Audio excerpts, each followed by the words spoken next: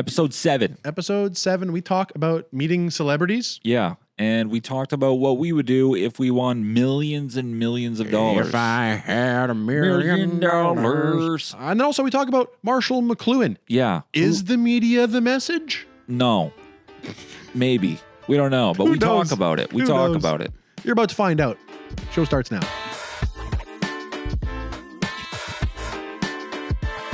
Hey, Prairie Dawgs podcast. Prairie Dawgs, welcome back to another episode. It's me. I'm Tyler Katowski. I'm Tyler Penner. What episode is this? 7? 7. 7. Gotta be 7. Gotta be Lucky 7. number 7. Totally. 7, 11. 7th heaven. Yeah. Yeah. 7-11 heaven. Yeah, totally. Anyone ever said that? 7 minutes and 11?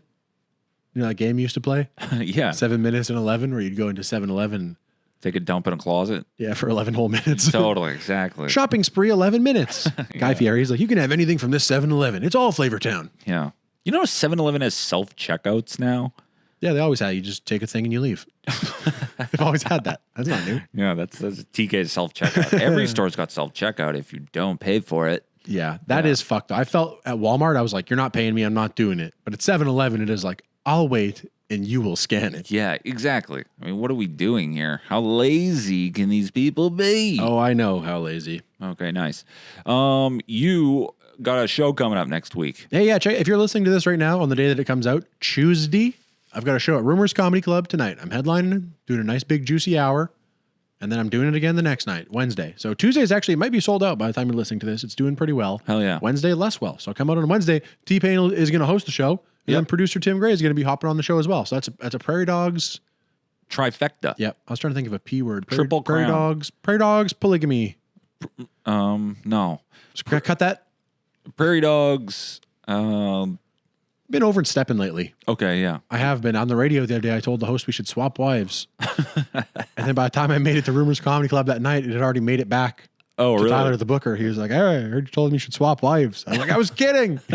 I was doing a bit. I was doing a bit. Okay. How'd that go, by the way, being on 92? They're cool over there? It was great. Everyone's good. 92 is great. Energy is great. Nice. And also QX, the country station, they are great. They're so much fun over there. Okay, nice. They're maybe the best one, actually, because they, not to toot their horn, but it's recorded. So you just sit down, they press record, and you just kind of shoot the shit. Oh, that's pretty cool. And then if you fuck up at all, it's not included. Okay, cool. Any slurs go, boom. Exactly. We can just, cut that or leave it in depending on. It's a country station, so they leave them in. Yeah. It's a country station. They leave them in depending on what I'm saying. Yeah, we have to turn those up louder, though. That's the thing. Well, that's cool because, I did a radio interview at 92 once, and it was also pretty good. But I think I told the story about Mick Foley one time. They were just kind of shooting the shit. I thought they were trying to get like behind the scenes thing, just quickly talking off the record. Oh, off air. Yeah, off air. Sure, they're nice for that. They shoot the shit with you pre-show. 100%. But then they hit record, and then they asked me that question to tell the story I just told, and I was like, oh shit, I don't know if I should tell this story. Are you sure? Yeah, it was the time where. Remember Mick Foley did Rumors, right? Yep. And he's one of my heroes. Mick Foley, if you don't know, WWE legend. One of the greatest spots of all time when Undertaker threw him off the Hell in a Cell. Yep. Through the announcer's table. As a young kid, if you were a wrestling fan, you liked Mankind because he just took the sickest bumps. Yeah, he was just getting fucked up the most. So you're like, that's got to be the best wrestler, right? This is the coolest guy because he's dying every match. That's a good point. He was the first guy to ever get beat up so bad that you're like, he's the coolest. Yeah, 100%. Like Hulk Hogan was beating up jobbers every week that looked like me, and no one was ever like, he's my favorite. Yeah, totally. I like him. It's Joe Johnson. Yeah. Yeah. Joe Jiminy. But yeah, he really that's a good point. Yeah, he really made a name for himself just by taking a shit kicking every match. And he put a lot of guys over in a really big way, like that one match with The Rock where The Rock just beating him over the head unprotected with the chair. In the I Quit match. Yeah. Yeah. The Rock looks like a star. The Rock leaves that match as like, oh my God, Rock's vicious. He really is like 100%. The Undertaker leaves that match as like, oh my God, The Undertaker killed a guy. So, totally. Yeah. Mick Foley's putting a lot of guys over. Totally. Spike Dudley did that too, by the way. He just got legend status by how much of a shit kicking he could take.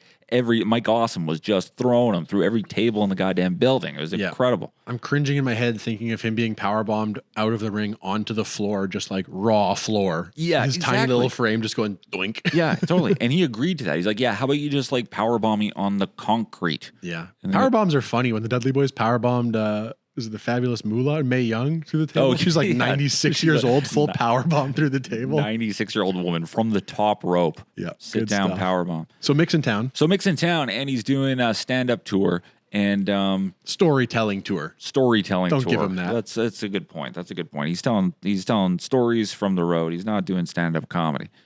Some funny moments, but I mean, we're there to hear about Mick Foley going through a goddamn table. We're not here for How big's the Undertaker's dick? Totally. Did his dick power bomb you? Cool. Did you smell it or no? Because he's dead, right? So it's like a stinky dink or no? Anyways, oh geez, that threw me off. He's in town. Mick's in town. He's in sorry. town. Yeah, he's in and town. his cock's in town too, but he's in town. His cock's in town. Undertaker's dick at home. But anyways, Mick Foley's he's there, and the old saying goes, "Never meet your heroes." Right? Yeah, I knew where this was going. Yeah, Mick Foley's one of my heroes. I went out there. I was fanboy. I was so stoked to meet Mick Foley in person. And I went up. I was like, "Hey, Mick, man, big fan, dude." And he looked up at me, and he was on his phone. And he looks up. Wait, how tall are you?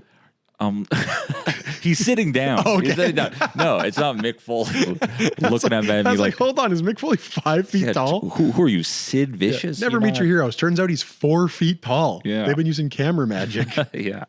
Tom Cruise levels. No, he's sitting down in his chair. He's on his phone. And I go, Mick, I'm so stoked to meet you. Like, man, it's an honor to work with you. And he barely looks up from his phone. And he looks at me and he goes, yeah, how long are you doing? Oh, And I go, yeah, probably like 10 minutes. Okay, cool. And he told you about the no swearing thing, right? You can't swear at Mick Foley's show. He likes Yeah. to keep it clean because he drops one F-bomb in his set. I remember that. So before that, you can't drop one F-bomb. And I look at him and I go, yeah, he told me about the thing. And he goes, okay, cool. And he gets back to his phone. And it was heartbreaking because I love this guy. I wanted a little bit of a talk, you know, just a And you wouldn't- little bit. You weren't asking for much, I'm sure of it. Not A asking little for much. handshake. Hey, how's it going, buddy? Yeah, totally. Cool. Blah, blah, blah. Put the sock down my throat. Yeah, exactly. Do the thing. Do something. Yeah. Tell me about your barbed wire match with Terry Funk for 5 minutes. I will be the happiest kid forever. But he was in show mode. A lot of these guys, they get there and they just whatever. So anyways, so I told this story on 92. They kind of put me on the spot. I had to tell the story. And they were like, ooh, scandalous. Yeah, that sucks. When I was on the radio, they were like asking about comics I like. And I was like, I love everyone. There's a lot of comics I hate. I'll tell you about them off air. Hell yeah. Yeah, they like that. Yeah, they're fun. They like a little bit of drama. They like a story. We should start talking about comics we hate. I don't think anyone cares. No, they don't. I don't want them to get any press. Yeah, I know. But So all press is good press, they say. yeah. Last thing I want is someone to hear someone's name, go to their page. You know, they hear, oh, Spencer Adamus. Yeah. They go to his page. Like, we don't want to burn any bridges, right? That's why I just said Spencer instead, as a kind of a punching bag example of someone I actually You don't want to burn do the- like. Yeah. Don't burn the Spencer Bridge either. No, it's one of the strongest bridges. 100%. Yeah. I Yeah. feel like I had a wrestling based thing, or maybe also a story of, oh, I was going to say that you have bad luck just generally with meeting people Awful luck. that you are fans of, if you don't mind. Yeah. If you don't mind telling the Neil Pionk story. Oh God. Okay, that was my fault though. Shout out Neil Pionk.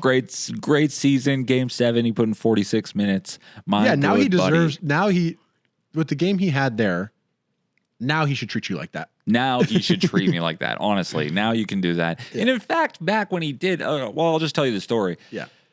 It's Leopold's on Academy at fucking 9 p.m. on Wednesday. All right. We just did Rumors, me and my buddy, the old ball coach, Ben Walker, and another comic, Mike Green. Super funny dude, good friend of the show.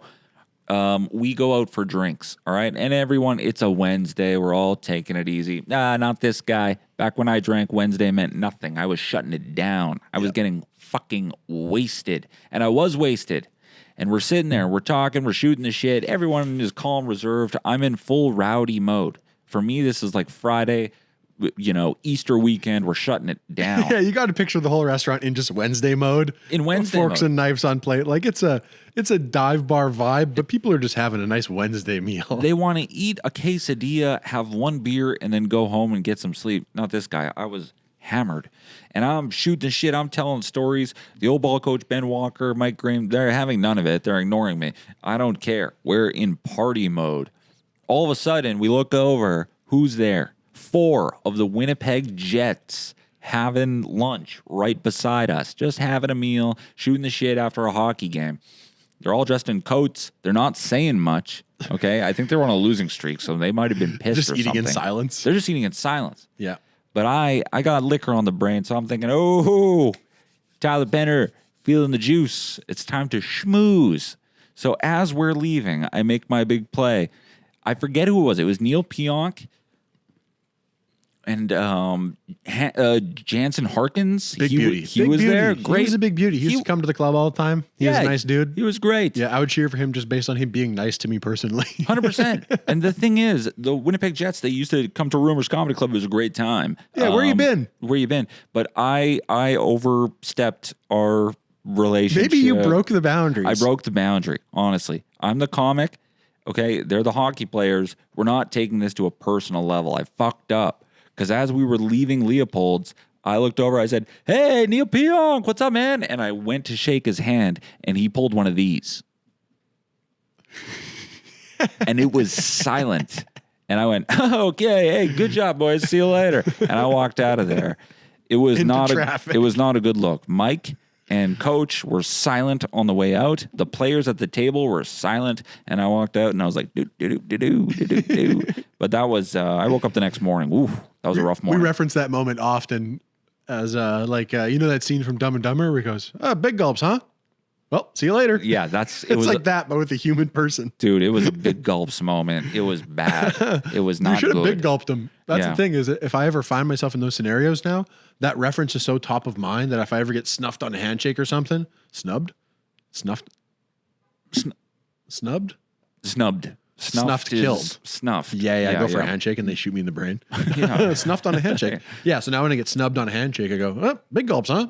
That's actually a great exit in not that bad. moment. Everybody knows that moment. And if they do know it, then they go, oh, sick reference. Everyone knows your references are tight, bro. Okay, he's pretty cool. Yeah. I was Googling Neil Pionk. He's got a great jawline. He's great. Unbelievable. Fantastic jawline. Yeah. Yeah. Minnesota guy, right? Minnesota? It's a good question. Anyway, shout out Neil Pionk. Sorry for that interaction. I'm sure you remember It's it. actually from Omaha. Nebraska. Yeah. Weird. Yeah. Not a lot of hockey players coming That out is there. weird. Hey, stop that, Neil. Hey, Neil, find a new state to be born in. No, man, come to the club. No, that's great though. That's fun. I think you're due for one. I'm due for a good one. So now when you see, I think the next person you see that you really are interested in interacting with, I think they're going to be kind and welcoming to you. Yeah, warm and welcoming. Yeah, I like that. I think they might be too much so. Really? The next person you meet is going to be like, hey, thank you, Tyler. That's really nice of you. Do you want to do some blow? Like I meet Dave Chappelle and I'm like, dude, this guy's weird, dude. He's like too into it. Yeah. One of my favorite Chappelle stories someone was telling me is that one time he was in Montreal for JFL. Yeah. And I guess everything was shut down and they were trying to go to a club afterwards, a strip club. And they're just like, just a little bit late sort of thing where it's like, yeah, we're open till 3, but you can't come in at 2:30 or whatever. Sure. You know? And so I guess they got to the door and they were like, no, sorry, man, no go, no go. And then Mike Ward was there, who's like a French comedian. He's like the French comedian in Quebec. Like he sells out the Bell Center to podcast. Jesus. Yeah. Okay. Yeah. So it's like, that's his town sort of thing. And I guess he walked up and was like, boys. And they're like, oh, Mike, yeah, come on in. You can bring your buddy in sort of thing. Oh, really? It's like nice to see Chappelle sort of get humbled in Canada by like, well, we have a different system up here. Yeah, totally. Who says we don't have a star system? Yeah, Chappelle who? Yeah. Sorry, this is Mike Ward. We don't know about Chappelle in Montreal. We only know about Chappelle. That's pretty good, eh? Chappelle. Folks. Yeah. Folks, we're cooking. It'd be nice to have that kind of weight in a city where you are the chauffeur. Yeah. Chauffeur for Neither of those words. chauffeur. Chauffeur. No. What is a chauffeur? It's like the top driver. How come I can't say that word? What is it? I'm not even sure what you're trying to say. Chauffeur. A chauffeur. A chauffeur is the person that drives you around. Yeah. So you're the kind of the chauffeur. That's not what you're trying to say at all, right? Yeah, no, the chauffeur of that city. You drive the city around? No.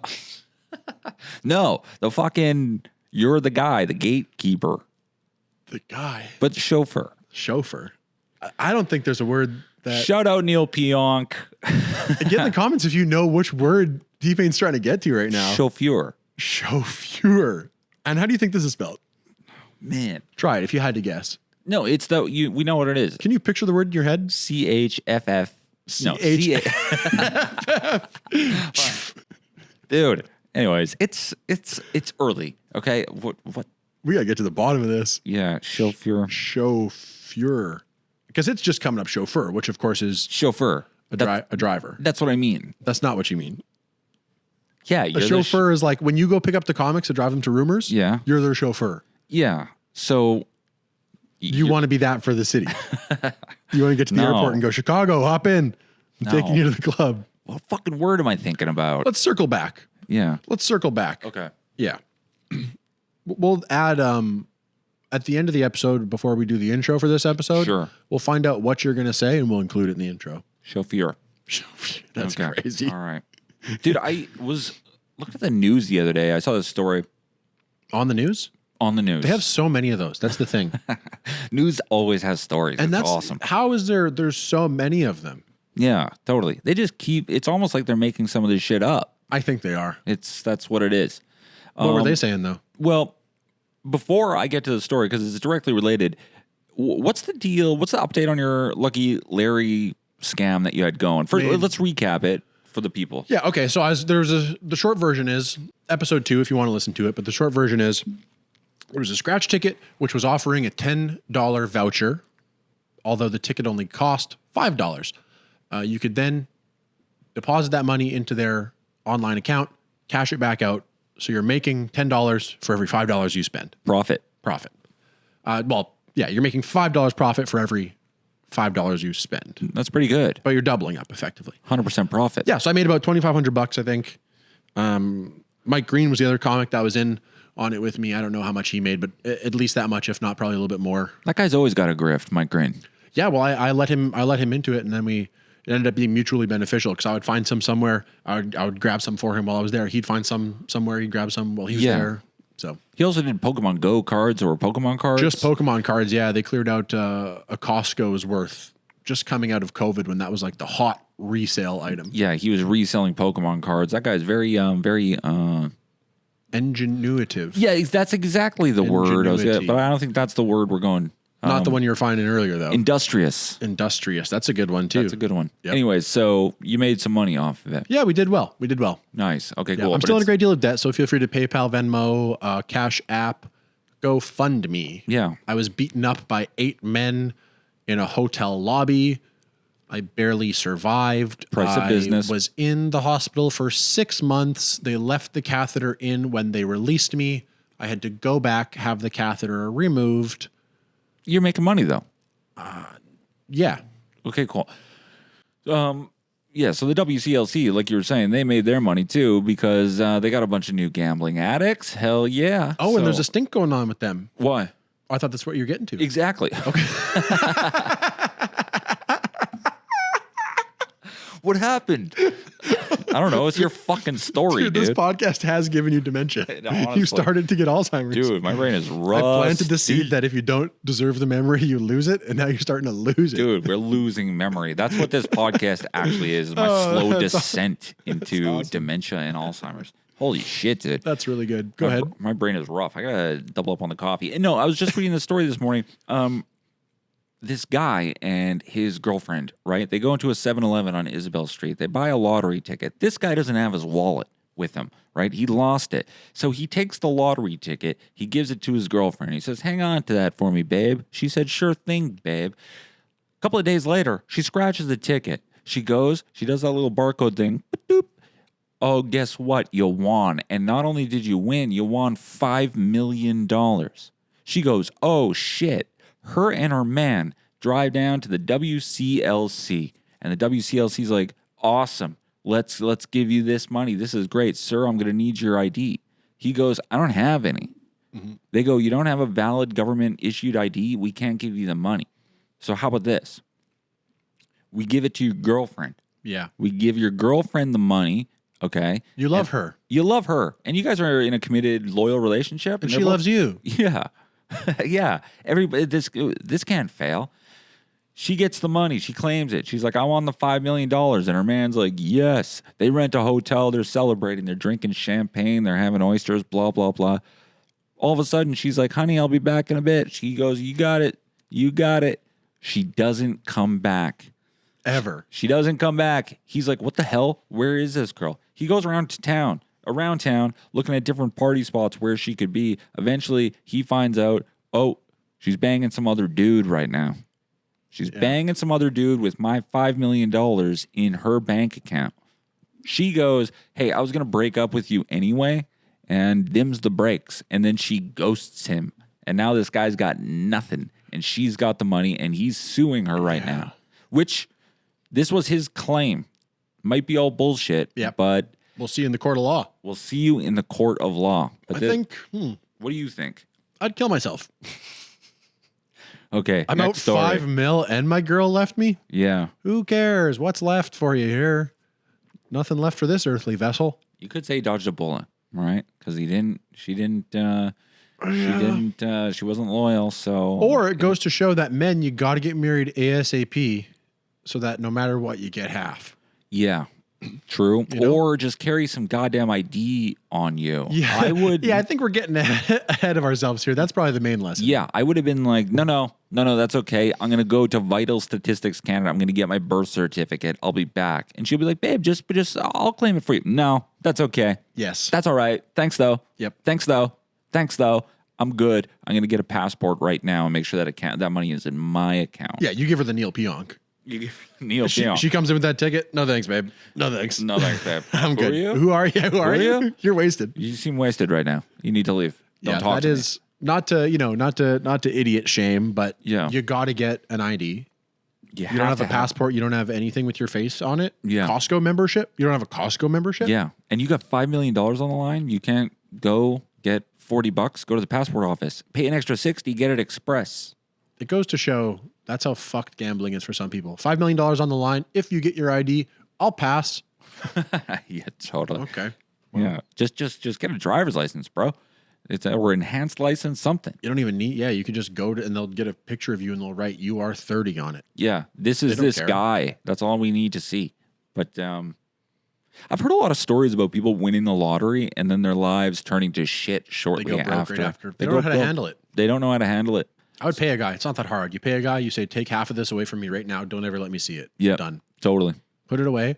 Make it make money for me, and then give me the money it's making for me. But I never want to touch that lump sum. Yeah, totally. Keep it away from me. Yeah, simple. Yeah, some guys I think they won. There's one guy who won like $6 million, and he was like a 10-year-old. He bought all his friends' new trucks. Yeah, and he bought a boat, and he bought jet skis. That's a cool guy. And he bought snowmobiles, and he bought a lot of food. And then like a year later, a year later, he was fucking broke, and all his buddies are driving. Doing well, yeah. Hey, thanks for the truck, bro. That's sick. Yeah. And he killed himself, I think. Yeah, I would too on that. Yeah. Yeah. All roads lead to me killing myself. Honestly. My dad would always say that. He would always be like, man, one day it would be such a dream if we could win like $20 million. I'm like, dude, you're not thinking this through. That would be a fucking nightmare. Yeah. We want $20 million. It's too much. We would sit at home and get skip all day. We would die in 2 years from health complications. You have to buy a business. Yeah. What would you buy? $1 million, $2 million bucks. Doesn't matter. The money is unlimited, but you have to buy something that will keep you busy with your newfound wealth. I would honestly, and I've thought about this, I would turn Winnipeg into what? How much have you won?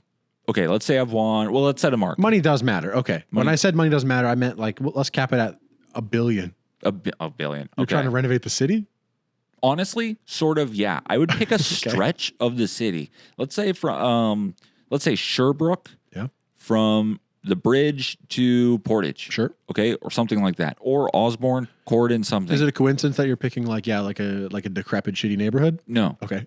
That's the cheapest. I'm a businessman. Okay, fine. This is financial. It's fiscally responsible. You go in there, you get the cops, you take all the poor people, and you kick them out. Okay? Now, wherever they're going, that's up to them. Yeah. It's not my problem. I own the building. You need to leave. I'm on board so far. And then what you do is you just make a bunch of cool venues, bars, breweries type thing, and we build Winnipeg a district. And then we use more money and we get all these festivals going, music festivals, film festivals, art festivals, and we just have a centralized district where all the cool people and all the cool bands and all the cool shit, exactly, they're coming. You build a comedy club, you take Lucy's, combine it with Rumors, you open up it's called Loomers. Okay? Loomers Comedy Club in this place, and now you've got a cool I know 10 district. guys that would headline at Loomers. Yeah, totally. Hey, I'm at Loomers, May 13th, 14th. No, I just meant I know a bunch of comics that love looming. Oh yeah, 100%. Get the fuck over my. Yeah, get out of here. What are you totally. doing over there? Get the fuck. Yeah, totally. Jesus Christ, dude. Yeah, no, The there's energy's freaking out the huzz. plenty of Loomer comics in Winnipeg. Okay, so trust me. you win the lottery. You're creating a utopia. I'm kind of creating just a centralized district in Winnipeg. That's cool. We don't have that. We don't have like if we had some sort of like exchange district, or if we had some sort of like if only there was some sort of like Osborne Village. No, but you know what I mean. The strips are all over the place. Like a Nashville style strip. Speaking of Osborne Village, fucking Subway closed the other day. So the Osborne Village is dead. Crime on the down. Yeah. Which Subway? Like Subway. Oh, the one attached to the gas station theater. Yeah. That was the fun part. You go to the gas station theater to do a show. You walk in, green room smells like pickles. You go, oh, they got catering. They go, no, it's just next door. It reeks. I know, totally. It's actually crazy. You'd be doing a stand-up set there. All you can smell is cold cut combos. The pickles are crazy there. I've always compared the Subway pickles to McDonald's Sprite. Why? You know the way McDonald's Sprite just like fucking zips you? It's like fucking Sprite. It's Sprite. That's what the pickles are. I think they make the pickles. Jesus, I think they make the pickles in McDonald's Sprite. They put cucumbers in McDonald's Sprite. I've almost pulled that off the table 6 times so far. Damn, dude. Are you okay? Do you need more slack? No, I'm just not well fit. I don't know how to control my. I found a tick on my head last night, and I think it gave me Tourette's. Huh. Yeah, you know how sometimes ticks they bite you and they go, "Oh, I got Lyme disease now" or whatever. You have Lyme disease. You're racist now. Do you know what that? You know what I mean? What disease? Yeah, it's Lyme disease, I Do think. ticks carry? Yeah, it makes you... Yeah, Lyme disease. Oh, babesiosis. That's what I got. Yeah. Made me fucking hot. Okay. Yeah, I'm a babe now. I had Lyme disease. I thought I had Lyme disease. Turns out I was just lazy and unhealthy. Is that what Lyme disease is? It's like you get makes fatigued. you a fat slob. And I'm like, dude, I have Lyme disease. Like, no, you don't. You've been eating Mary Brown's 3 times this week. You're done. Yeah, so anyway, yeah, tick bit me on the head. Now I got Tourette's. Okay, cool. Yep. Similar thing happened to me with... Yeah. Yeah, he's got the ticks. Yep. What were we just talking about though? Oh yeah, what would you do? You got. Let's say let's cap it at $50 million. Non-profitable comedy club. Non-profitable comedy club. Yeah, like it doesn't have to be profitable because I have so much money. Okay, yeah. So that I would just like I would make it cool and good. Like Yeah. the green room would be fucking sick and dope, and it would be like it'd be like relatively small, so we don't have to pack it all the time. But when it's packed, it's nice. And Sure. it's good. And like the menu's crazy. It's just like brisket or whatever. Yeah. Just got a guy that gets to smoke meats for fun. Yeah, you could pay Brian Regan $50,000 to perform in front of 10 people if you want. I'd have him come through. Yeah. Yeah, And that'd it would be just sick. and he would go, "This was really fun. This Thanks." was it was a good time. And it paid me great as well. I'd go, "I know. I'm gonna kill myself." I'm a millionaire. Trust me. I got 3 months left of this. I explained to him the whole thing. I go, "Well, one day it's all going to be taken from me, and I'm going to blow my brain smooth off." Yeah, it's an awful business model, and I'm going to die. Yep. Brian. He's That's like, what I would do. All right, cool. And maybe there's like a Banh Mi shop attached, so people are kind of confused. Yeah, They're like, "Is this the Banh Mi shop?" I go, "Nah, it's upstairs." it's upstairs. Yeah, go up there. That's what I'd do. Oh, nice, cool. How you feel about the bare naked ladies? It's been 1 week. They're okay. You know, I was a little choked that they kicked that guy out. It's been. Yeah, he was the best sounding guy for sure. He was. Yep. And I don't think he. Lovers. I don't think he. I didn't follow him, but I don't think he did like a side project. No, did he get Me Too'd? Or what was his deal? He was trying to bring cocaine over the border or something. Really? Yeah. Actually? Yeah. Which sounds fake because they're kind of like a nerdy-ish band, but they're a rock band. That's a rock band. They're doing rock and roll. That of course People they're doing forget cocaine. that they're. It's funny to think of that like in the '90s that was an alternative rock band Yeah. because they were just like, yeah, it's a little bit. The rock's funky, Yeah. but now alternative rock is like, What? Well, that's alternative rock? yeah, like like Sleep Token. Oh, okay. Like Yeah, Sleep Token's like alternative rock. Oh, maybe. yeah, sure. 'Cause it's like, you ever heard Sleep Token? A It's little like bit. metal, but it's like sexy. Yeah, it's like yeah. R&B. They made it hot. I'm on a bunch of metal memes pages. They're all shitting on Sleep Token, calling them real pussy. Yeah, but they that's are. like death metal heads who are into like gurgitate. Well, it is. You can imagine. It's like guys, they're coming out in like full masks and they're all like kind of like lanky and hot. Oh, And, like okay, the lead yeah. singer comes out and the crowd just goes nuts before he says it. Like, yeah, they're going nuts. And then he's like, "I'm going to fuck you." Or whatever. Like, yeah, it's sexy music. Oh, okay, Yeah. cool. All right. Yeah, metal to bang to. It's like R&B. Well, R&B influenced. It's like It's like Obituary meets Kenny G. That's weird. popular right now, is having like a faceless band. Yeah, totally. That new band just came out. President. President? Yeah, it's like another. I think they're from the UK as well, but he wears a mask also. Yeah, there's Ghost, Slaughter to Prevail. And the lead singer, I don't know if you know that Russian band. Big Russian guy. Yeah, He's fucking crazy. yeah. He's got a big scar across his face. Yeah, totally. He's like a Russian, like, fucking ex-war prisoner. But his band wears all like gold masks. That Yeah, band is it's popular. They got popular. They're cool. Yeah, it's cool. Maybe we should start wearing masks. Yeah. Maskless podcast. Reagan masks. Yeah, we come out. Reagan masks. This is a sexy podcast. Yeah, sexy R&B podcast. Yeah. We're do freak off only. But that is weird music. A lot of alternative music these days is electronic based. So it is a far cry from if I had $1 million. Alternative to what? Yeah. It's all fucking alternative. That's true. You know? Everything's different. Yeah, that's actually a cunty name for a genre of music. Like, there's rock. There's alternative rock. Yeah. That's what they did We're in not comedy. like them. We're different. Yeah, well, it makes them different. Yeah. Yeah. That's like in comedy when they go, oh, it's alternative comedy. So Yeah, what do you mean? Yeah. It's not. It's still comedy. Oh, you're not making people laugh? Are they laughing differently? What's different about it? Yeah, exactly. They guffaw instead? Yeah. No. Yeah, totally. This is my impression of alternative comedy fan. Ha. They all have fucked up laughs. Yeah. I do like the corn noise. I was saying that just before we started the pod that, you know, like the Wu-Tang name generators where Childish Gambino famously got his name. Yeah. It was a Wu-Tang name generator. What? Really? Yeah. Huh. Yeah. And so my pitch would be a corn name generator. And so you punch your name in and it goes, Tyler Penna. See, it's still pretty good. I said it off air. It's still pretty good right now. That was cool that he brought scat to the meddling world. That's, I guess, what that is, isn't it? It is scat. He's just booming. It's like those jazz freaks used to do it, and he just went for it. Interesting. Imagine you're at a local show. There's like 12 people there. You've never heard of this band, and the guy pulls that move out, and no one's heard it. You'd think what is this? And that band became to be one of the, most popular bands in the world. It's just crazy what's going to catch on. People craved it. They They heard that and they went, where can I find more of that? Do more of that. And this time, add some bagpipes to the song. They had bagpipes in a bunch of their song. That's kind of cool. I fuck with that really heavily, though. Like Korn was sick. Korn your ruled. Wu-Tang name, by the way, is Deadly B, which is pretty gay. Deadly B? Yeah. Dude, I'll take that. Like a bzzz. Yeah, like Wu-Tang. You know how they were obsessed with fucking stingers. Yeah, Deadly B. I'll take That's that. the thing. If you're from New York and you're cool enough, you can be obsessed with the gayest shit. That people are like, don't fuck with him. He's the killer bee. And you're like, that's gay. That's gay and dumb. Yeah, totally. No, don't you get it? He wears black and yellow. Yeah, but it's like a bumblebee. Yeah, that's like the softest, furriest bee. Yeah, He lands totally. on me, I pet it. I'm scared of that guy. They're not dangerous. They pollinate stuff. They're very cute. They're fuzzy. Okay. Yeah, I'm And then scared he of just him. pulls out a Glock 9 and he's like, oh, no, he's a murderer, though. I go, yes, I agree. You're right. That guy is scary, but he should change his name. No, don't fuck with that guy. That's the blueberry guy. He's like, dude, he's That's furry blueberry. Yeah. I like those people, you can see them on the bus sometimes who like, they like something, but they turn it into like their whole identity. Yeah. Like it's Strawberry Girl. She's got strawberry earrings, strawberry backpack. She Yeah. wears strawberry colored clothes. Yeah. She likes strawberries. I kind of like that. I get it. I get it. You like strawberries. Let it go. Anyway, Yeah. maybe almost story time. I don't know if I have anything else that's short. This might be short. Hey, why is so you know a spit take? When you do like a spit take? Yeah. Yeah. So well then, why is there also a piss take? But that doesn't involve piss at all.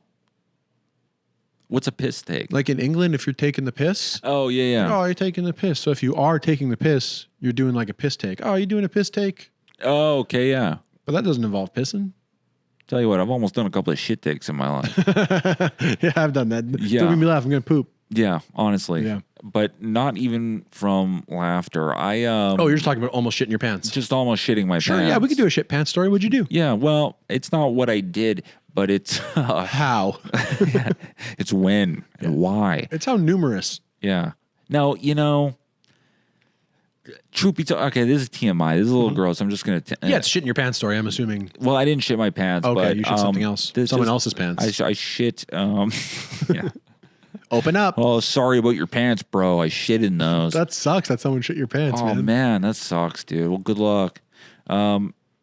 Yeah, dude, I was bunged up this weekend. I was just bunged up this entire sure. week, and I just couldn't get it going. Yeah, and I think it's going around. It affected, it affected my mood, dude. I was getting depressed. I was like, honestly, it's just sad. Like, I was not feeling well, and just like sad at the state of my life. That like, man, like I'm just carrying so much baggage, but it wasn't baggage. It was poop.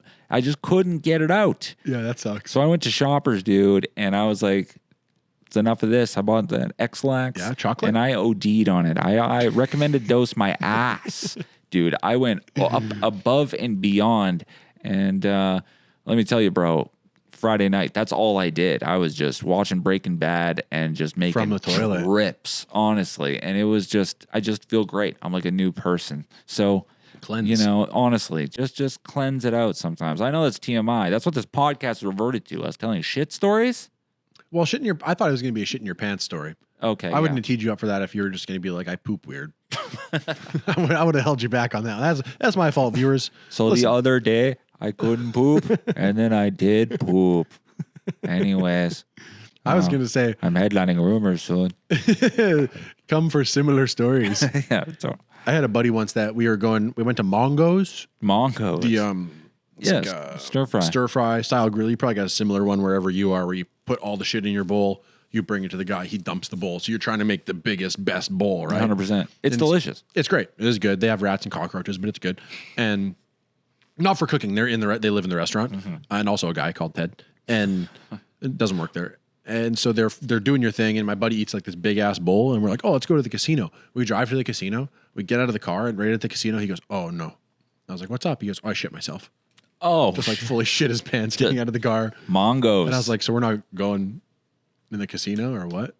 And then he was like, no, I got spare pants. So he just walked his poopy ass into the casino, changed out of his poopy pants. Surely didn't wipe his ass good enough and clean it and stuff. But no, and then came out, let's fucking gamble. Everyone's like, okay. Yeah, I don't hang out with that guy anymore. We just shits. I never. Yeah. Slept with his cousin too. Okay, that's what I mean. I had to stop hanging out with this guy.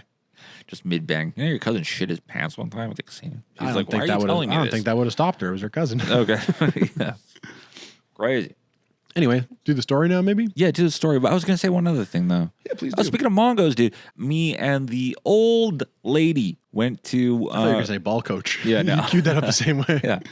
No, me and the old lady went to Seoul. Oh, Korean barbecue. Into Korean barbecue, yeah. Pretty tasty, pretty good. Mm-hmm. Honestly, a little mid. At one point, we were sitting there and we had taken a little too much, food or whatever. There's a block of tofu. We weren't into it. We were making, but we were getting full. We sat there, and the Korean lady who runs the place came up, and let me tell you, she gave us a talking to. It was a little too stern. She comes up to us and she's like, hey, how's it going? I'm not going to do the voice, but she was like, hey, how's it going? Is everything good? And we're like, yeah, it's delicious. We're stuffed. And she was like, okay, yeah, you're full. Okay, because maybe, but try to finish everything you can on the plate. And then she looks at my girlfriend and she's like, because I don't want to charge you. I don't want to charge you extra for what you've wasted. So try to finish as much as you can, okay? And try our ice cream. It's really good. And then she walks away. And me and my girlfriend, we're shocked. We're jarred. Like, are you fucking...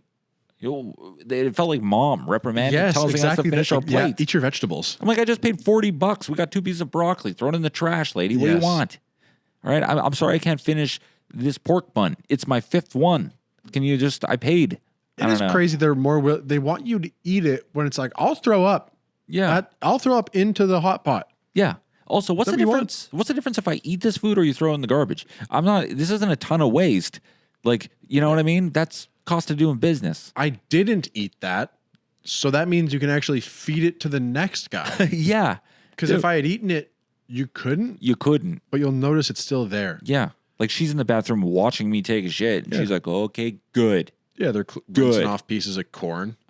Yeah, totally. I'm going to have to charge you. Yeah, I noticed you didn't digest this. Yeah, totally. Can you rechew that? So anyways, it was just jarring that she did that. It kind of ruined the experience, to be honest. But yeah, the problem was you went to the North Korean barbecue place. I was wondering why they were just, feeding us old pieces of newspaper. They've got a bit of an attitude. It was kind of an attitude, but she runs a tight ship. She had a lot of moving parts there, but we just weren't expecting to get reprimanded at a Korean barbecue place. You don't expect to. You don't expect that. I paid $40. I can do with this food. I'm going to take as much food as I want. What do you want? Mm-hmm. Lady. Okay. Well, this week we will talk Story time. We will do story. We will do a story time, and you will like it. You'll like it. Oh yeah. And if you don't, we're gonna have to charge you Twice. We're talking about Marshall McLuhan. Oh shit. Okay. You know about him? Kind of. Okay. You've likely heard the medium is the The message. medium is the message. Exactly that. Yeah. I still don't know what that means. And that's the way he likes it a little bit. Sure. A lot of people in the academic world criticized him for vagueness and also density Yeah. in his, he did a lot of yapping. Yeah. And then at the end of it, they go, "What does that mean, Marshall?" Yeah. And he goes, "Think about it. Think about it though. The Think medium about it. was the message." And then one guy who doesn't get it at the back is like, "Oh, Exactly. Yeah, no, you don't get it. I do. But I went to Red River College for creative communications, Brag. and they were creaming their pants over some McLuhan. Oh, over there. sure. I bet they would. Yeah, I bet they would. Exactly. Yeah, this guy, he looks like a guy that is actively in creative communications. 100%. Yeah, we'll see the photo. Anyway, Yeah. born in Edmonton, actually, but raised in Winnipeg, went to the University of Manitoba. And so we sort of claim him. He's ours. He's ours. Yeah. Yeah, so kind of to set the scene on this guy. Spent the first part of his life making jeans. That we know. That we know for absolute certain. Right? Tommy Prince, Nygaard, and now McLuhan. They're all making jeans. Let's just skip the jean part. Denim is what holds them together. Honestly, everyone who is born in this city spends 10 years mandatory service making denim. Yeah, so a lot of people have heard that's what Sergeant Jeans does. They just have kids working there. Yeah, totally. No, they don't. It's a very nice place. Yeah. Yeah, so a lot of people know him for the medium is the message. But he also effectively predicted the internet about 30 years before it existed. Oh shit. In other terms, if you can imagine how someone would describe the internet 30 years before it existed, Yeah. that's sort of what he did, Yeah. So we'll get there. But for now, born 1911 in Edmonton, grew up in Winnipeg, kind of just like a nerdy guy, awkward. They probably would have put him on the spectrum had they Cool. had that been as popular as it is now. Yeah. Was into engineering and then switched to English at the University of Manitoba. Every genius seems to be kind of on the spectrum a little bit, eh? I think you got to be. You They're can't be. The spectrum is the spectrum for a reason, but like you got to be at least 10% up to unlock some of the perks like of that movie Limitless. great intelligence. Yeah, The exactly. pill is just autism. Yeah. Like look at Kanye West. Autistic. That's what I mean. And if he was just interested in something less anti-Semitic, he would be so powerful. He was. honestly, Special yeah. interest was beats and music. Yeah. And then he shifted it to anti-Semitism, and now I just don't care as much about that, so I'm not interested. Totally. But if you're into that, you're probably like, whoa, he's one of the best at this. Yeah, he could apply himself to anything, and really, he's got enough skill to flourish. He has chosen fascism, National Socialism. Yeah. Bold strategy, yay. We'll see if it pays off. I wish he had chosen Garfield anime. the sex stuff. Totally. Garfield hentai. He would, There it is, everyone's yeah, like, this hentai. is actually groundbreaking sex cartoons. Came from a deeply religious home, very religious home, as that era. That's most homes. So 100%. but we'll call it a very religious home. Christian, converted to Catholicism in 1937 as a young man. Weird lateral move. Controversial at the time, Sure. for sure. And just like among the community, they're like, "What are you talking about? This is the good way." Yeah. Oh, now you're going to hell. Congrats. So you're still into Christ, but the wrong way. Yeah. Studied at Cambridge, where he was big into medieval literature, rhetoric, and philosophy. Cool. Um, Cambridge. Fancy pants. Had an early interest in how communication shapes consciousness. Interesting. So took that on from an interest in thinkers like James Joyce, Thomas Aquinas, Gutenberg. He was big into Gutenberg, would later write book Nice. about Gutenberg. super interested in the way that the printing press affected thought. Yeah, Gutenberg invented the printing press. Yes. And blah, blah, blah. Yeah, exactly. So the invention of the printing press had a pretty significant impact. Obviously, he was not like, it didn't happen during his lifetime, but the invention of the printing press was heavy on his mind. It's weird that, I'm going to get a little geeky here. I went to school. No, okay? this is an interesting guy. Yeah. It's weird that he converted to Catholicism because before the printing press was invented, the Catholic Church, the Roman Catholic Church, those guys controlled all the information, right? So that's why we have the Dark Ages, because no one was reading shit and it all came through the church. So the church was just telling people what to think, how to think. When Gutenberg invented the press, it kind of let everybody print books, and now everybody kind of opened the floodgates to learning and knowledge. So you'd think that he would be kind of opposed to what the Catholics did, but he signed up for it. You have actually almost the exact thinking process that he did. So we'll jump ahead a little bit to the Gutenberg Galaxy, Sure. which he writes in 1962, which was a book that explored how print culture, what a retard. Tourette's. How print culture shaped Western thought. Okay, cool. So exactly that. The idea that, like, he argued that movable type, which is, for all intents and purposes, Times New Roman. typewriters, the Gutenberg press, the ability to now print letters in the way that you want, 100%. in any order, to mass print books, pamphlets, these sorts of things. Argued that fostered individualism, linear thinking, and nationalism. So, his thought was that the ability, kind of like you said, to now print whatever you wanted instead of just what was being printed, changed the way that people thought. Totally. Because, you're like, oh, I could write a book.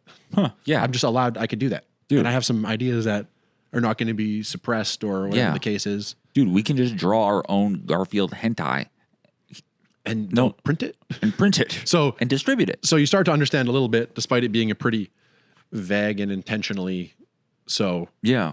quote, that the medium is the message, or in that case, the medium, the printing press becomes the message. Okay, yeah. Still a little bit vague, but you can apply that to different mediums and also Because I make still more sense of it. I don't get what that means. The medium is the message. And I think, again, he kind of would like it that way. It's meant to be. It sounds good. Yeah. It's a very catchy.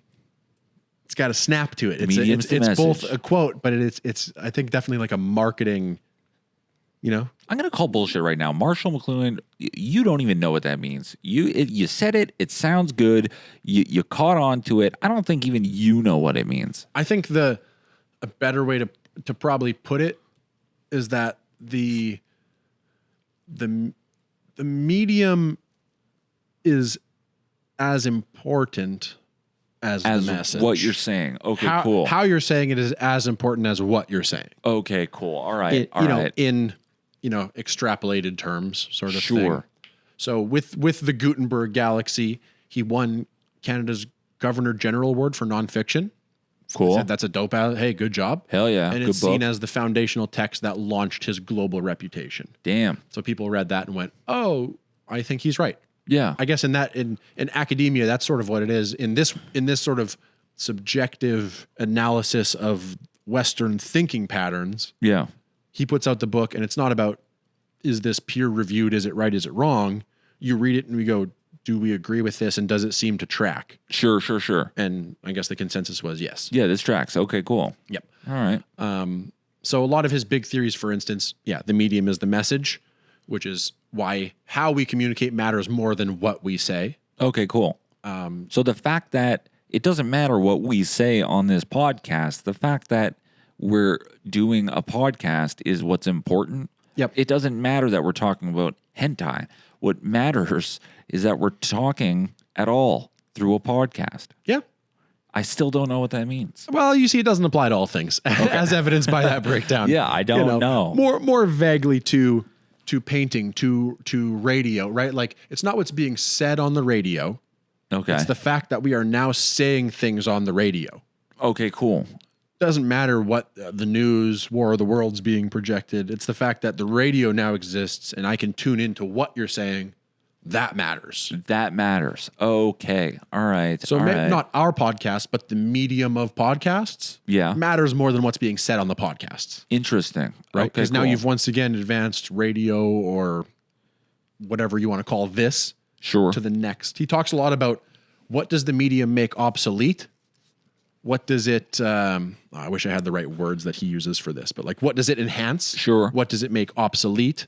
I mean, podcasts are killing the AM radio game. So they that really like, are. He would have a field day with this stuff. He would really be loving this stuff. I wish I could find the graph. Yeah. So they call it the tetrad of media. Sure. Which is broken down into the medium in the center. Can picture it like an X. Yeah. The medium is at the exact center. If you're looking at it straight on your top left, you have what it enhances. On this side, you'd have what it reverses. Okay. Down here, you'd have what it retrieves. And down here, you'd have what it makes obsolete. Okay. What it obsolesces. Yeah, obsolete. Yeah. So that's the way he looked at all media, effectively. It's like, okay, cool. forms of media. Let's say forms of media. He's not looking at every podcast and going, what does this make obsolete? What does this movie make obsolete? Yeah. What does color television make obsolete? Yeah. What does it retrieve? What does it, Okay, cool. So he was looking at media through those types of lenses. Sure. He talked about the global village. That's sort of his internet prediction, the global village. Okay. Which was predicting real-time, global... One day porno will fly through the air in waves. He probably was also making suggestions like that are easy to forget when stuff ends up being right. Sure. But the idea of real-time global connectedness. Okay, yeah. Which is like, that sounds familiar. Yeah. Like the ability to argue in real time with people globally. Yeah. Shout out Carol Cunningham. Number one online arguer. 15 years in a row. Confirmed by... the law. By the courts. The courts even confirm this. Fuck, you're good at this. Dude, you got the title. He talks a lot about media as extensions of man, which is talking about the idea of how technology either enhances or amputates a human sense. Okay, yeah. So it's like, we are driving. Sure. That is we've developed on the foot to now be traveling with wheel. Oh, okay, cool. Does that make obsolete the foot? Does that enhance our ability to travel? Sure. Things like that. Interesting. So you can pass anything sort of through this filter. That's a pretty good, even like daily life choices should really get put through that little metric or framework. Exactly. Can't help to have a framework, a little, what is that called? Not a Venn diagram, a fucking do. Yeah. So next time I'm put eating it in the comments. Chocolate laxatives, I'm going to put it through that. What does this enhance? What does this make obsolete? Yeah. My colon. Yeah. So he did tons of experiments based on just like what media do people learn from easiest? Sure. Found that people learn a lot easier from like watching like a show, like programming versus a lecture. Yeah. For example. 100%. Opened up the Center for Culture and Technology. Was founded in 1963 at the University of Toronto. Cool. And worked with companies like IBM and AT&T on futuristic media studies. Interesting. They liked what he had cooking, and they were like, what's coming down the pipeline? This guy's a big player. Big time. Wow. Big time. Okay. So he was so much so that he was on TV and pop culture, had a major interview in Playboy. Where a lot of people called him out as a hypocrite because they were like, you said that media is mostly kind of like bad and doesn't really benefit in a lot of cases, and you're in Playboy. Yeah, you're tucked in between jugs now. He deliberately contradicted himself. One of his famous quotes is, "I don't explain, I explore." And people hated that because he's poking around, finding stuff, going, "Oh, that's interesting. I'm reporting on it the way I see it." And they go, "Explain that." And he goes, "That's not what I do. I explore." Well, that's the best cop out of all time. He rocks. He's a cool, that's sick. and because he's coming up with ideas that once you're like, okay, that kind of makes sense. Yeah. When we're looking at the past, and now you're sort of with the hindsight of what he sort of said about what would become the internet, you're like, wow, this guy actually was. So he'll say some crazy statement, and someone's like, "What do you mean by that?" And he's like, "Fuck you. Yep. Figure it out." Yeah. Boom. See ya. I kind of like that style. Why explain yourself? Yes. Think about it. So a lot of academics dismissed him as a charlatan, a showman, or just a weird guy. Sure. Just a weird dude. Sure. So he rose to basically be a pop culture icon, and he was a celebrity in the 60s. Time magazine, lecture tours, Yeah. hitting the road as like you would go see this guy, like a fucking Tony Stark style guy. Interesting. He was in Woody Allen's Annie Hall, famous film Annie Hall, Really? 77. There's a scene where they're arguing in a movie theater, and I guess someone's trying to quote McLuhan, and he chimes in to be like, "You don't know about my work." Yeah. So he has like a line in the movie. Oh, sick. Yeah. I never got into Woody Allen, honestly. Yeah, it's not for everyone. No. Okay. He draws a line in the sand, that's for sure. That's for sure. So he was seen as like a media age intellectual rock star, they say here. Kind of like a Jordan Peterson. Yes. Yep. Yeah. Sure. Unusual at the time for a professor, for sure. Like Yeah. whether it's now, it's a little more common because you see these intellectuals kind of taking the mantle of public figure. Yeah. But at the time, academics were like, get back in the lab. Yeah. Or whatever. Be a faceless article writer. Sort of. Yeah. Yeah, I think, it comes from jealousy also. Like he's touring the world. He's in Time magazine. He's hanging out with fucking play models. Yeah, 100%. Play thems. Play mods.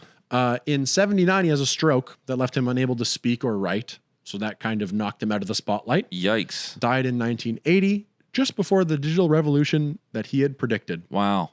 So for a while, academia forgets him because time passes from his death to where these things aren't really happening. Sure. His studies, his lectures aren't as relevant. Yeah. And then all of a sudden, the internet comes out, smartphones come out, social media comes out, and his ideas about media shaping identity, information overload, and tribalization really start to gain traction. It's hot shit right now. Because he talks about, I'm paraphrasing into my words, but talks about the idea of in the future, people effectively having media avatars, Yeah.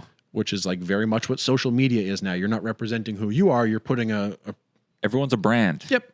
Yeah. So as the digital age progresses in the 90s, he kind of rose to relevance again Yeah. because people were like, whoa, this is. Whoa. He was kind of right about some shit, seems like. Yes. Yeah. Yeah. He super predicted the digital age, and in a lot of ways had sort of planted red flags that wouldn't come for another 30 years as Yeah. far as like, this could be really bad for us, certain forms of media, if we're able to connect instantly in a way that can offer gratification or not. Yeah. No, that's in some ways it's really good. I mean, I don't want to get into a whole media debate, but it's in some ways connectedness is great, but sometimes, Jesus, you want to turn the phone off. Stop talking to me. Mostly for the worst. Yeah. Yeah. Yep. So one of his more famous quotes as far as these things, as far as this can apply to these things, he says, "We shape our tools, and therefore our tools shape us." Which would be true. We formed social media. It started Sure. as Facebook, an easy way to connect. We shape it into this monstrous Instagram, Snapchat, all these different, forums. Sure. And now those things shape how we behave. Yeah. You behave based on how I want to look on Snapchat, how I want to look Sure. on Tinder or Grindr. Yeah. Themder. Yeah. Them there. Yeah. That's a good point, actually. That's not bad. Yeah. Marshall McLuhan may be on to shit. Philosophy grad, I hate that, those cutesy phrases. Yeah. Tools shape us and we shape the tools and blah, blah, blah. We could make up one. Let's make up one right now. Like, the dogs, Now, the dogs take a piss, but it's harder than it looks. okay. All right. Okay, Not maybe great. this Not guy great. is. Maybe this guy is smart. This guy is a G. He's had a lot of good shit. He's credited with coining the phrase "turn on, tune in, drop out." Cool. Yep. Nice. I thought that was like a drug thing. Timothy Leary popularized it. Yeah, But 100%. he credits it to McLuhan. Oh, really? He says that this guy invented it, and I thought that was pretty catchy. Yeah. Timothy Leary. I did a bunch of. Oh no, that's who am I thinking of? Different acid. Dennis freak. Leary. I'm an asshole. What the fuck? What's that guy's name? McKenna. Terrence McKenna? Yeah, Terrence McKenna, the guy who always Hey, get in the comments if you know anything that T-Pain has been talking about this entire pod. massive acid What'd McKenna do? freak. Dog, he dropped it. He just ate a bunch of DMT and then was talking about. Oh, it was like And the then epic I dose went guy. through the seventh circle, and there were a bunch of squirrels greeting me through the seventh dimension. But of course, you need to really take a hero dose before you cross these levels. I'm like, okay, this guy's tripping balls. You ain't got nothing to teach me. Yeah, it actually Maybe he does. I don't know. So it says Timothy Leary actually says that the slogan was given to him by McLuhan, where Leary said McLuhan was very interested in like ideas and marketing. Sure. And he started singing something to the tune of the Pepsi commercial, which I'm not familiar with, in the 60s. Yeah. Said something like, psychedelics hit the spot. 500 micrograms, that's a lot. And then started going tune in, turn on, and drop out as like, I guess, to the tune of the thing. Yeah, yeah. And yeah, Leary was like, oh, I like that. Huh. It's like a jingle for acid. Yeah. And Right. yeah, so he influenced everyone, like all kinds of thinkers, critics. They say Warhol was paraphrasing McLuhan when he said, in the future, everyone will be famous for 15 minutes, Oh, yeah. which is like the famous Warhol quote.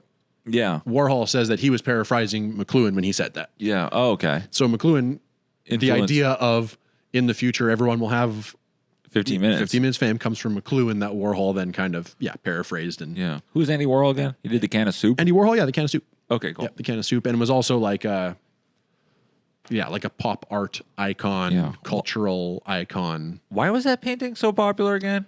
I think because of its style, it was kind of He painted a can of soup. I think no one had painted a can of, like no one had painted like a brand before. No one okay. had kind of turned the mirror back at, Oh, okay. painting was like, look at this beautiful lady, look at this with the pearl earring, look at Mona Lisa. And he was like, Here's a look brand. at Bart Simpson. Like sort of thing, you know? Okay, all right. Hey, that is kind of cool. Yeah. So once Okay. again, you can see how the media is the message. Sure, yeah. Yeah. So he's in pop culture. Cronenberg's Brian Oblivion, the character Brian Oblivion in Videodrome, Cool. is a media oracle based on McLuhan. Yeah. He Videodrome was cool. Yeah, so has some influence on that. Nice. He was named the patron saint of Wired magazine, Huh. and a quote of his was on the masthead for the first 10 years of its publication. Which quote? Don't know, doesn't Okay, say. cool. Cool. Probably the media is the message, or something of Sure. something similar to that. Yeah. He's mentioned by Peter Gabriel, in a Peter Gabriel penned lyric in the song Broadway Melody of 1974 on the Genesis concept album The Lamb Dies Down on Broadway. The lyric is, Marshall McLuhan, casual viewing. Sick. Yeah. Oh, fuck. Dude, sick bars, bro. Dude, new mixtape?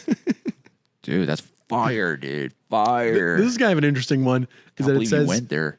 despite his death in 1980, someone claiming to be McLuhan posted on a Wired mailing list in 1996. The information this person provided convinced one Wire writer that, quote, if the poster was not McLuhan himself, it was a bot programmed with an eerie command of McLuhan's life and imitable perspective. Weird, dude. So they're saying He's that, like, in the waves, bro. Yeah, he died and he connected to the fucking... Dude, he's in the cloud. He's in he's in the satellites. He's bouncing around there. Yeah, so they opened a center now known as the McLuhan Program in Cultural and Technology, which is, I guess, the successor to the center that he had opened. Oh, yeah. They sort of gave it a more permanent home. The Marshall McLuhan Catholic Secondary School in Toronto is named after him. Cool. And I guess. in Who 2020, is this what happened this year? His childhood home in Winnipeg was turned into a museum. Where's that? That is 507 Gertrude. Oh, shit, dude. I live right around there. It's just a little home. And you can drive by it, see where this man grew up. And What the hell? I'm it's- going to drive by there on the way home. Yeah, kind of cool. It's just a Marshall little- McLuhan. I guess there's like a little thing out front maybe. And Nice. yeah, I'll just stand in his front yard and be like, fuck you. unbelievable. Super interesting You're guy. a charlatan. Everyone's like, sir, why are you need to He's leave. been dead for 45 years. Like, Are his kids here? yeah, tell his kids. Your dad's a charlatan. Like, are those even around anymore? Can you even be a charlatan? Yeah. I didn't think you're allowed to be that. Does he have kids? Yeah, he's got 6 kids. Oh, he's got 6 kids. Good for him. Yeah, including one of note who is was also passed away in 2018, was a communications theorist. So took after his father very Nice. much. Coined the term media ecology. So fuck, these guys love media. They love inventing They shit. can't get enough of media, dude. We're just about out of time now, kid. That's it. The That's it. medium is the message, and buddy, the medium here is extra large. Hell. Hey, there's one. I just coined one. Yeah. That's a hell, pretty, the that's a pretty medium good one. is extra large. So let's say this. Rumors Comedy Club next Tuesday if you want to see me. Also next Wednesday. Or if you're watching this tonight, Tuesday tonight, also tomorrow, Wednesday. Yep. Rumors Comedy Club the Tuesday and Wednesday after that. Yes. All right. Come see your boy. Come see Tyler shows Penner. here at Lucy's Comedy Club. Lucy's Comedy Club. Back of Ashdown Market, which also brings me to, we're going to be doing Prairie Dawgs live. It's in the works. It's in the works. We're going to get T-Pain more on board, but we'll be doing Prairie Dawgs live here at Ashdown Market. So we'll give you more info on that soon. We're going to be doing guests soon, hopefully. Yeah, hopefully. Not a ton, but just every now and then. We're going to drop in a select choice, very nice guest for you. Dave Chappelle. Mike Ward. Mike Ward. Kanye West. A picture of Garfield getting fucked by an octopus tentacle. First guest. First guest is 3-hour episode. Odie with a tentacle coming out of his mouth from his butt. Oh, God. Get in the comments if you actually draw this shit. Draw some. Oh, man, imagine those are the fans we get early on. Dude. Cool. Dude, there's this new Garfield hentai podcast. It's pretty good. Yeah. No, thanks for tuning in, guys. Appreciate it. Yeah. And shout out to Ashdown Market for hosting us and our producer, Tim Gray. Killing it. And Tyler Schultz at Rumors Comedy Club. Shout out to you guys. Thanks to them for being nice to us, letting us headline there. Hell yeah. It's good. They shouldn't do that. No, a bad decision. Well, we'll see you guys next week. Yes. Okay, love you. Bye-bye. Love you. Thanks for watching that YouTube video. You made it to the end for some reason. Watch another YouTube video. Do it. It'll be here. It'll be there. There's links all over the place. Shorts, longs, mediums. Just start clicking. We got it all. All right.